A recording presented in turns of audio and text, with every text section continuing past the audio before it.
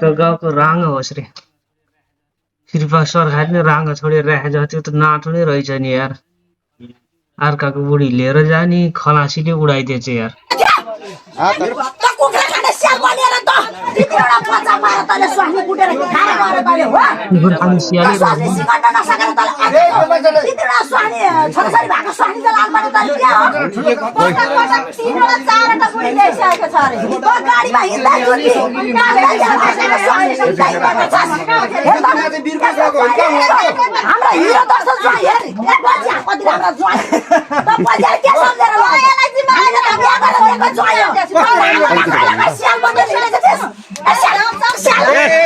भयो भयो हात न दिदी यस्तो राम्रो बुढा को स्याल हो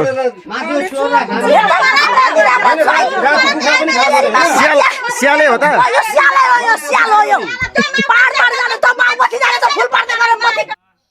आमा यो ती त लास फायर भएको स्यालै हो कुरा हानी स्याल रहेछ यो घरको मालिक नभएला कुखुरा खान पल्क्या रहेछ लुकी लुकी यसलाई स्यालै हो क्या गाउँमा छोडेको नेपाल सरकार छोडेको राँगा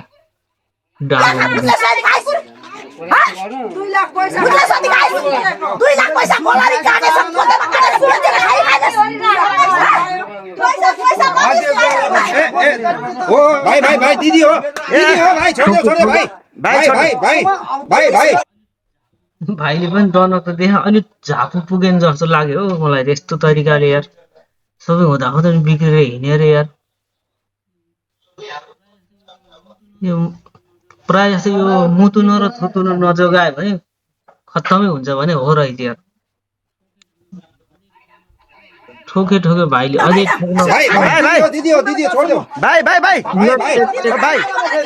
भाइ त्यसो नगर न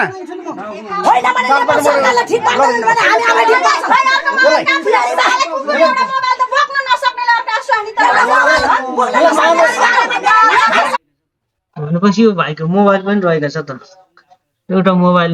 बोक्न नसक्ने आँखा स्वास्नी ताक्ने भने त गाह्रो छ यार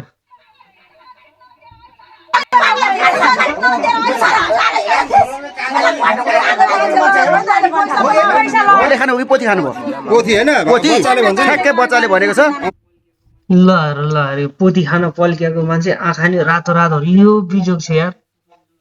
मुतुनो जोगाउन नसक्यो थुतुनो जोगाउन यो बिजोग छ हेर आँखा कति रातो भएर यो बिजे साला स्थिर लम्पडै रहेछ मुजी तपाईलाई राति आउने स्याल पनि भनिरहेछ त्यो सानो छोरीसँग बहिनी लिन त उले सबै कुरा भन्छिन् भनेको यो सानो नानीले के अति भान्जीले पनि सब कुरा भन्छिन् अब कुखुरासँग कति बदर रक्सी खायो कुखुरा चाहिँ किन दिनु भयो तपाईले काटेर नदिने भनेको मैले हुँदै अनि तपाई चाहिँ जान अनुहार हेर्नु चाहिँ दिदीको फेरि के गर्ने बेलामा अब जोसमा होस घुमाइहाल्यो के गर्नु फर्केर आउनु आफ्नो इज्जत उहाँसँग भाग्नु भन्दा पहिला यता माइतीसँग बोल्नुपर्छ पर्दैन कुरा गर्नुपर्छ पर्दैन भाइ त यहाँ छ त भाइ त जिउँदै छ त तपाईको दाजुभाइ कतिजना छ थाहा छ तपाईको दाजुभाइ कतिजना ए नगर्नु हात नगर्नु भाइ तपाईको दाजुभाइ कतिजना 5 जना तपाई एउटा प्यारी बहिनी हैन अनि तपाई चाहिँ के भएको प्याउलिएको श्रीमानले त राम्रै कमाउँदो रहेछ ड्राइभर काम गर्दो रहेछ उता विदेशमा हैन महिनाको 1.5 लाख कमाउँदो रहेछ अनि तपाईले के कुकुरलाई घिउ नपचे जस्तो तपाईले सुख नपचेको हो कि के हो त्यस्तै भएको अब लाने मान्छे भेटिने हाल्यो हैन अब जाने मान्छेले भेटिने हाल्यो हैन अब स्वीकार्नु नस्वीकार्नु अब उहाँको श्रीमानको हातको कुरा हो हैन भाइ अलि यता आइदिनु न ल भाइ यता आइदिनु यतापट्टि ल अब अहिले कुरो के आयो भने नि उहाँले भन्नुहुन्छ मेरो श्रीमानले स्वीकारे पनि नस्वीकारे पनि उहाँसँग म जाँदिन भन्ने खालको कुराहरू गर्यो हैन तपाईको त अब बहिनी दिदी हो हैन अब तपाईलाई माया लाग्छ तपाईको छोरी हो मेरो छोरी हो तपाईहरु चाहिँ के चाहनुहुन्छ अब हामी के चाहनु भन्नु हाम्रो चाहना चाहिँ के हो भने हजुर अब यो मान्छेसँग कनेक्टेड हुनु भएन यो मान्छेले यसले मात्र पनि हैन कि यसले पनि हो गयो नि त यसले फोन गर्दा उठाउने यसले गर्नु त यसले पनि बार फोन गर्छ हो गयो नि त जबसम्म यसले फोन गर्दा टचर चाहिँ यसले हामीलाई भन्न सक्छ नि त यो मान्छेले बार यसलाई फोन गर्नु भएन र यसले पनि उसलाई गर्नु भएन कहाँबाट भन्छ भन्दै भन्दै फोन गरेर भन्ने भए त नि यो ताल हुन्थ्यो लुकी लुकी पहिले भन्ने भए त पहिले भन्थ्यो होला नि यसले।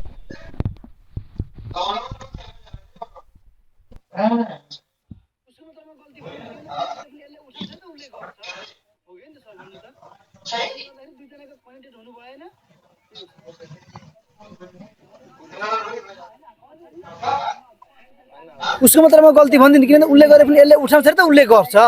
हो कि नि त सर भन्नु त त्यसले गर्दाखेरि दुईजनाको कनेक्टेड हुनु भएन त्यही हो सर पुरा यस्तो आयो गर्नुहुन्न होइन साँच्ची गर्नुहुन्न पक्का अब त गर्दैन भने ऊ हुन्छ नि सर के हुन्छ गर्नुहुन्छ हुन्न म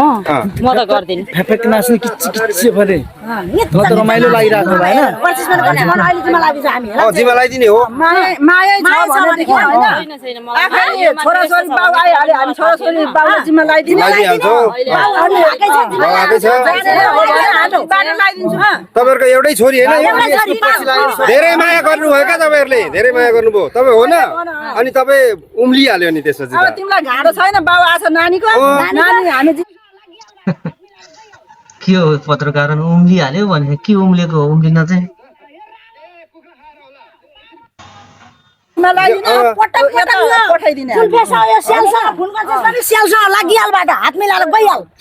स्याल होइन होला स्याल होइन होला कसरी स्याल हुन्छ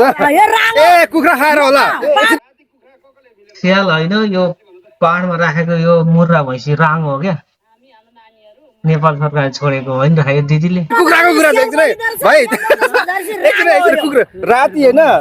राति कुखुरा कसले मिलेर खाएको साँच्ची भन्नु त यो कुरा सोध्दै पर्ने थियो कुखुरा चाहिँ कहाँ हामी हाम्रो नानीहरू म थियो घरमा यति नै ठुलो नानी मामालाई गएको थियो मामालाई गएको कि पठाएको गएको थियो देवाली खानु भन्न गएको अनि कुखुरा खाइयो राति त्यहीँ बसियो हजुर त्यहीँ बसेको त्यहीँ बसेको हो नि होइन त्यहीँ बसियो होइन कुखुरा खाइयो मजाले होइन कुखुरा चाहिँ कसले ल्याएको घरमै थियो घरकै कुखुरा तपाईँ त ल सबै बाहिर गाठामा रङ्ग रस क्या आफ्नै बारीको घाँस आफ्नै कुखुराको सत्यनाश भने जस्तो यस्तो रङ्ग रस सबै गाडमा मौका छोपेर यो स्याल पनि आएछ अनि स्यालले बितायो पुरा मेज मान्नु होइन कुखुरा मात्रै खाएछ के मलाई शर्मा भएन अर्काको चोका केटाकेटी उठाएर हिँड्न तँलाई 10 महिना कोखमा आमाको बसेर तँले यही बुद्धि उठाएको तँलाई जन्माएको आमा बाउलाई कति टेन्सन उठाउँदो दुनियाँका सोच्ने लाग्दै खाप्दै दुनियाँका भस्का लोग्ने विदेश जान्छन् भन्न ढुकेर हिँड्दो रहेछ है त अब के लिने त यो मान्छेसँग अब पैसा निकाल अघि भनेको मैले त्यो निकाल्नु पर्यो अर्का पैसा गुरुका नि 34,000 दुःख गरेर सुन लगाइदिएको थियो त सुन खाइछस् धेरै होइन 34,000 रहेछ लु निकाल अब त्यो पैसा निकाल खुरुक भाइ निकाल कुरा मिल्छ अब नत्र अब छोड्दैन नि त के गर्ने के आटाले लगाएको थियो किन घरबाट उठाएर ल्याएर अब एउटा कुरा नि यता सुन काम गर्नु जानुभयो कि भाइ अर्का श्रीमती लानुभयो तपाईँले होइन अब श्रीमती तपाईँले जिम्मा दिन्छ जारी पनि तिराउने भने त अब के गर्ने झन् अझै गाह्रो हुन्छ है फेरि जारी त अब यहाँ लागिरहे हामी मिलाउन खोजिरहेको छ क्या भन्दा भने जस्तो हुन्छ गाई चाहिँ त्यही हो क्या एकपल्ट पस्यो माया बस्यो भने जस्तै हो क्या अब एकचोटि छुटेर मिलाएपछि भेटिरह्यो नि बारम्बार यो चिजहरू कार्य भइरहन्छ है सजग बन्नुपर्छ